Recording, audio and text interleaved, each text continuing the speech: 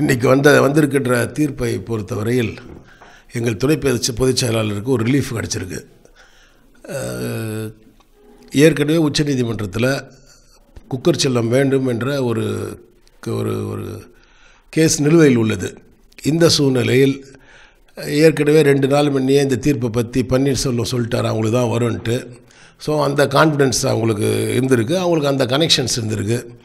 அதனால் பன்னீர்செல்வம் பிஜேபி எல்லாம் ஒன்றா சேர்ந்து இப்போ எலெக்ஷனில் நிற்கிறதுனால ரெட்டையிலே அவங்களுக்கு தான் கொடுப்பாங்கன்னு எங்களுக்கு ஏற்கனவே தெரியும். இருந்தாலும் இந்த கேஸை விட்டு அதிமுக மீது இருக்கின்ற உரிமையை விட்டு கொடுக்காத வகையில், அதிமுகவை மீட்டெடுக்கின்ற வகையில் திருப்பி இதுக்கு அப்பீல் போவோம். இந்த அப்பீல் அட்மிட் ஆன உடனே தீர்ப்போ அது ஆர்கியூமெண்ட்டோ லேட் ஆகும். தேர்தல் விரைவில் வர இருக்கிற சூழ்நிலையில் அந்த மாதிரி அப்பீல் அட்மிட் ஆனாவே எங்களுக்கு ஆட்டோமேட்டிக்காக குக்கர் சின்னம் கொடுத்துருவாங்க. அதுக்கான இன்னொரு சுப்ரீம் கோர்ட்டில் இன்னொரு கேஸ் பெண்டிங் இருக்குது. அந்த நீதிபதி அவர்கள் சொல்லியிருக்காங்க, தேர்தல் கமிஷன் தான் இறுதி கட்ட அதிகாரம் கிடையாது சின்னம் வழங்குறதுல, உங்களுக்கு மேலே அதிகாரம் சுப்ரீம் கோர்ட்டுக்கும் இருக்குது அப்படின்னு சொல்லி அவங்க ஒரு சொல்லியிருக்காங்க. இப்போ இந்த கேஸ் முடிந்தவுடன் உடனடியாக அப்பீல் போவோம், அதுக்கடுத்து குக்கர் சின்னத்தை பெறுவோம்.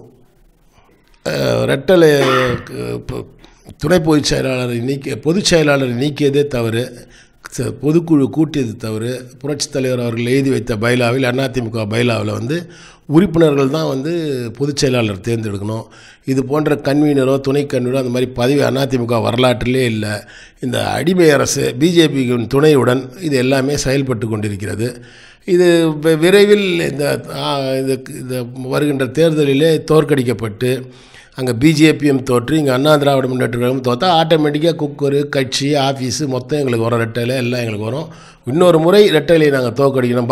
ஆர்கே நகரில் தோற்கடித்தது போல் ஏற்கனவே தோற்றுவிட்ட ரெட்டலையை மீண்டும் ஒரு வாட்டி தோற்கடிக்க போகிறோம். அவங்க சேர்ந்துருக்க அலையன்ஸை சேர்ந்து மொத்த பேரும் சேர்ந்து பொதுக்குழுவில் விழ போகிறாங்க. அது ஒவ்வொரு தீர்ப்பும் ஒவ்வொரு நிகழ்வும் எங்கள் தொண்டர் மத்தியிலே ஆவேசமும் உற்சாகம் தான் கிடைக்கும். இன்னும் எவ்வளோ எங்கள் மேலே இந்த மத்திய அரசும் இந்த அரசாங்கமும் எந்தெந்த வகையில் இழிவான விலையெல்லாம் எங்களை அடக்க நினைக்கிறார்களோ அதையெல்லாம் விட்டு வெளிவருவோம்.